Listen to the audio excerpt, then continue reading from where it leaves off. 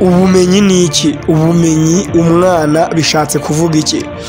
Ukibona aya makaye ari imbere yawe uhita umenya ko amatariki y'ishuri yageze. Ngabirano ntaje kukwibutsa ko amatariki y'ishuri yageze, ahubwo ibikoresho nibyo bigiye gutuma umenya ko amashuri yageze. Ubumenyi, kurya neza, gukarabira heza, kwambara pampegisi by'abana bituma umwana akura neza. Video yose ni kuri YouTube.